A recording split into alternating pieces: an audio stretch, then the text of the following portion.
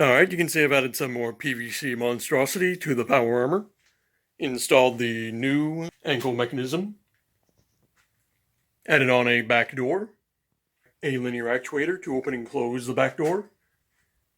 And to move the shoulder clamps in, I instead have two small linear actuators instead of one big one going in between the two.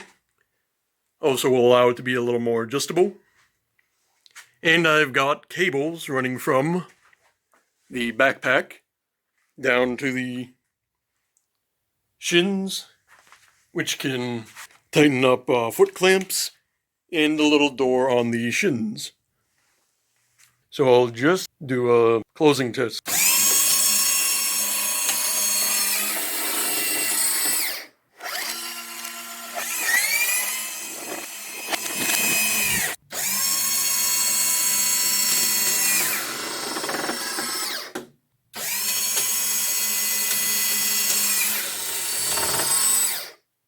Now you're probably thinking I'm all ready to start walking around, but unfortunately that's not going to be the case, because if you ever look at the bottom of your feet or your shoes, it's not exactly flat.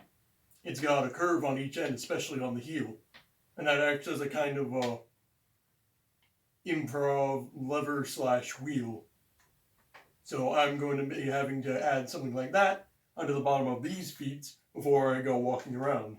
But you can see that I can at least shift my weight a little bit and actually support the weight of the power armor partially with my own body and partially using the bungee cords on the legs. So once I get those soles properly on and put the battery someplace that isn't on the floor, I'm going to start walking around in it.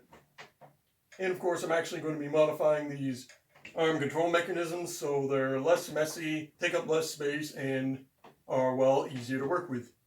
So if you do enjoy my content, be sure to like and subscribe, share it with others, and